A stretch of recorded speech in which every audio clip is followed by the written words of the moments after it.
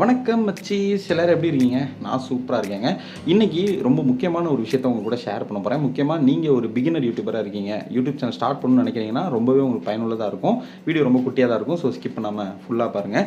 இப்போ நம்ம விஷயத்துக்கு வருவோம். ஸோ நீங்கள் ஒரு யூடியூப் சேனல் ஸ்டார்ட் பண்ணிட்டீங்க, வீடியோஸ் அப்லோட் பண்ணிட்டுருக்கீங்க, இல்லை ஸ்டார்ட் பண்ண போகிறீங்கன்னு வச்சுக்கோங்களேன். 2 டைப் ஆஃப் வீடியோ வந்து நம்ம யூடியூப்பில் அப்லோட் பண்ணுவோம். 60 செகண்ட்ஸ் ஆர் 50 செகண்ட்ஸ்க்குள்ளே போர்ட்ரேட்டில் வீடியோ எடுத்து ஷார்ட்ஸ் வீடியோவாக நம்ம அப்லோட் பண்ணுவோம்.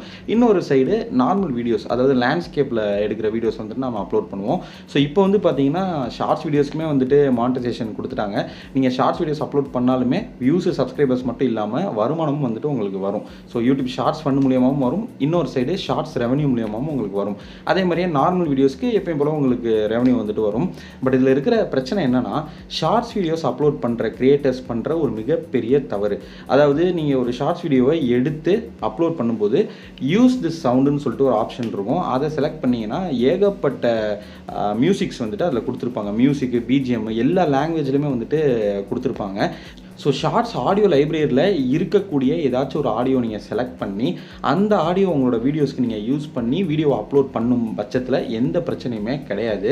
பட் நிறைய பேர் என்ன பண்ணிடுறாங்க, இப்போது ஷார்ட்ஸ் வீடியோஸ் நீங்கள் அப்லோட் பண்ணும்போது அதில் இருக்கிற ஆடியோ ஒரு மியூசிக் இருக்குன்னு வச்சுக்கோங்களேன், ஒரு தமிழ் சாங் இருக்குது அப்படின்னா அந்த தமிழ் சாங்கை நீங்கள் வீடியோவை எடிட் பண்ணும்போதே ஆட் பண்ணிவிட்டு நீங்கள் அப்லோட் பண்ணி விட்ருவீங்க.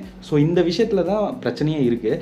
அதாவது நீங்கள் ஆட் பண்ண அந்த ஒரு ஆடியோ வந்துட்டு யூடியூபுடைய ஷார்ட்ஸ் ஆடியோ லைப்ரரியில் இருந்தாலும் அதே ஆடியோவை நீங்கள் எடிட் பண்ணும்போது அதில் ஆட் பண்ணி அப்லோட் பண்ணும்போது கண்டிப்பாக வந்துட்டு அதில் copyright problems or reused content issues இப்படி ஏதாச்சும் ஒன்று வரதுக்கு வந்துட்டு நிறையவே வாய்ப்புகள் இருக்குது.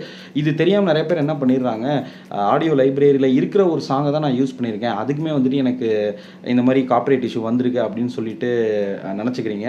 ஸோ மேட்ரு என்னென்னா, நீங்கள் ஷார்ட்ஸ் வீடியோ அப்லோட் பண்ணும்போது அதில் இருக்கிற ஆடியோ மியூசிக்கை யூஸ் பண்ணும்போது எந்த ஒரு copyright issue R reused content issue வந்துட்டு உங்களுக்கு வராது.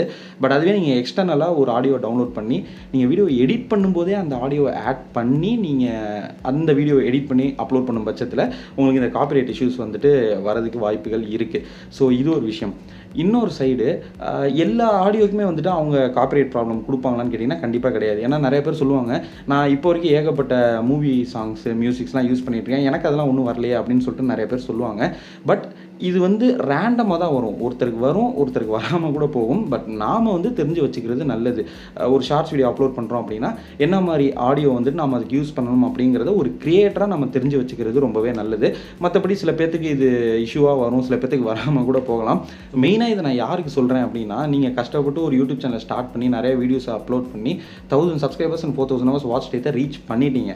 அதுக்கப்புறம் நீங்கள் மானிட்டைசேஷனுக்கு அப்ளை பண்ணும்போது உங்களுக்கு வந்து காப்பிரைட் இஷ்யூ, அதாவது ஒரு காப்பிரைட் ப்ராப்ளம் வரலாம். அப்படி இல்லைனா ரீயூஸ்டு கண்டென்ட் இஷ்யூ வந்துட்டு வரலாம். இந்த ரெண்டில் எது வந்தாலும் உங்கள் சேனலுக்கு அப்ரூவல் கிடைக்காது. ஆட்டோமேட்டிக்காக உங்கள் சேனலை வந்துட்டு அவங்க ரிஜெக்ட் பண்ணிடுவாங்க. அதாவது அவங்க சேனலே வந்து டிஸ்அப்ரூவ் பண்ணிடுவாங்க. அதுக்கப்புறம் ஒரு மாதம் டைம் கொடுப்பாங்க, 30 டேஸ் வரைக்கும் டைம் கொடுப்பாங்க. அந்த 30 டேஸ்க்குள்ளே நீங்கள் செஞ்ச அந்த மிஸ்டேக்கை வந்துட்டு ரெக்டிஃபை பண்ணி திரும்பவும் வந்துட்டு உங்களால் அப்ளை பண்ண முடியும். பட் இந்த அப்ளை பண்ணுற ஆப்ஷனும் உங்களுக்கு அதிகமாகலாம் இருக்காது. ஒரு 2-3 வாட்டி கொடுப்பாங்க. திரும்ப திரும்ப இதே மிஸ்டேக் நீங்கள் பண்ணீங்க, அதாவது நீங்கள் அப்லோட் பண்ண வீடியோஸில் எந்த வீடியோவில் என்ன தப்பு பண்ணியிருக்கீங்கன்றதை அவங்க சொல்ல மாட்டாங்க, யூடியூப் தரப்புலேருந்து சொல்ல மாட்டாங்க. நீங்களாக தான் வந்துட்டு எல்லா வீடியோஸுமே போயிட்டு பார்த்து எந்த வீடியோவில் என்ன மிஸ்டேக் பண்ணியிருக்கோங்கிறத பொறுமையாக நீங்கள் கண்டுபிடிச்சி அதை சரி பண்ணணும். ஒன்று அந்த வீடியோ எடிட் பண்ணலாம், இல்லை அந்த வீடியோவை டெலீட் பண்ணலாம். ஆக மொத்தம் ஏதாவது ஒன்றா பண்ணணும். இது எல்லாத்தையுமே கரெக்டாக பண்ணணும், குறிப்பிட்ட டைமுக்குள்ளே பண்ணணும். ஸோ நீங்கள் திரும்ப திரும்ப இப்போ ஒரு 2 வீடியோ நீங்கள் பார்த்துட்டு இதில் தான் மிஸ்டேக்குன்னு சொல்லிட்டு அதை நீங்கள் சரி பண்ணிவிட்டு திரும்பவும் ஒரு மாதம் கழிச்சு நீங்கள் அப்ளை பண்ணுறீங்க, திரும்பவும் உங்களுக்கு டிஸ்அப்ரூவ் பண்ணிட்டாங்க, அதாவது மானிட்டைசேஷனை ரிஜெக்ட் பண்ணிடுறாங்க. திரும்பவும் அதே மாதிரியே நீங்கள் செக் பண்ணுறீங்க. 2வது முறையும் சரியாக செக் பண்ணாமல் எதுவுமே செக் பண்ணிட்டீங்க, ஒரு வீடியோ மட்டும் விட்டுட்டீங்க. அப்போ திரும்பவும் வந்துட்டு உங்களோட சேனலை வந்துட்டு ரிஜெக்ட் பண்ணிடுவாங்க, மானிட்டைசேஷனுக்கான அந்த அப்ளிகேஷனை ரிஜெக்ட் பண்ணிடுவாங்க. இப்படி 2-3 வாட்டி பண்ணும்போது ஒரு 3வது டைம் 4வது டைம் மொத்தமாக சோழியை முடிச்சு விட்ருவாங்க. அதாவது நம்ம சேனலே வந்துட்டு தூக்கிடுவாங்க. அதுக்கப்புறம் திரும்பவும் நம்மளால் மானிட்டைசேஷனுக்கு அப்ளை பண்ணவும் முடியாது, அண்ட் நம்ம சேனலை திரும்பவும் நம்மளால் யூஸ் பண்ணவும் முடியாது. இந்த மாதிரி ஏகப்பட்ட பேருக்கு வந்துட்டு நடந்திருக்கு. ஸோ முடிஞ்ச வரைக்கும் நீங்கள் ஒரு புது கிரியேட்டராக இருந்தீங்கன்னா சேனலை ஸ்டார்ட் பண்ணி வீடியோஸ் அப்லோட் பண்ணி மானிட்டைசேஷனுக்கு அப்ளை பண்ணும்போது ரொம்ப கேர்ஃபுல்லாக இருங்க. ஏன்னா யூடியூப்பை திரும்ப சொல்கிற ஒரு விஷயம் தான், யூடியூப்பை பொறுத்த வரைக்கும் வீடியோஸ் அப்லோட் பண்ணுறதை விட என்ன மாதிரியான வீடியோஸ் அப்லோட் பண்ணக்கூடாதுங்கிறத நம்ம தெரிஞ்சுக்கணும். அதாவது யூடியூபுடைய ரூல்ஸு பாலிசியை பற்றி கண்டிப்பாக கம்பல்சரி நம்ம தெரிஞ்சுக்கணும். நீங்கள் சின்ன கிரியேட்டராக இருந்தாலும் சரி, இல்லை பெரிய கிரியேட்டராக இருந்தாலும் சரி, ஒரு 1000 சப்ஸ்கிரைபர்ஸ் வச்சுருக்கீங்க, இல்லை ஒரு 1 lakh சப்ஸ்கிரைபர்ஸ், 1 million சப்ஸ்கிரைபர்ஸ் நீங்கள் வச்சுருந்தாலுமே எப்போ வேணாலும் யாருக்கு வேணாலும் பிரச்சனை பண்ணலாம். 1 million சப்ஸ்கிரைபர்ஸ் வச்சிருக்க சேனல்ஸ், எவ்வளோ சேனல்ஸ் எல்லாம் வந்து யூடியூப் தரப்புலேருந்து டெர்மினேட் பண்ணியிருக்காங்க. அவங்க திரும்பவும் புது சேனல் ஸ்டார்ட் பண்ணி புதுசாக வீடியோஸ் அப்லோட் பண்ணிட்டு இருக்கவங்க ஏகப்பட்ட பேர் இருக்காங்க. அதனால் எப்போ யாருக்கு என்ன நடக்குன்றதை நம்மளால சொல்ல முடியாது. முடிஞ்ச வரைக்கும் நீங்கள் எல்லாத்தையும் தெரிஞ்சு வச்சுக்கிறது ரொம்ப நல்லது.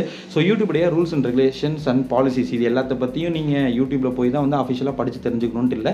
என்ன மாதிரி யூடியூப்பை பற்றி சொல்லிக் கொடுக்க கிரியேட்டர்ஸ் எத்தனையோ பேர் இருக்காங்க தமிழ்லேயே. ஸோ அவங்களோட வீடியோஸ்லாம் வந்துட்டு தொடர்ந்து பாருங்கள், அவங்களுக்கு உங்களுடைய சப்போர்ட்டை கொடுங்க. எனக்கு மட்டும் இல்லை, எல்லாத்துக்குமே உங்களோட சப்போர்ட்டை கொடுங்க. ஸோ இந்த வீடியோ உங்களுக்கு யூஸ்ஃபுல்லாக இருக்கும் அப்படின்னு நினைக்கிறேன். உங்களுடைய சந்தேகங்கள் வேறு ஏதாவது நீங்கள் கேட்கணும் அப்படின்னு நினச்சிங்கன்னா தாராளமாக கீழே கமெண்ட் பண்ணுங்கள், கண்டிப்பாக நான் ரிப்ளை பண்ணுறேன். அப்புறம் என்ன, அடுத்த வீடியோ வந்து உங்களை நான் சந்திக்கிறேன். Until then, bye from Baba. Tata, bye bye.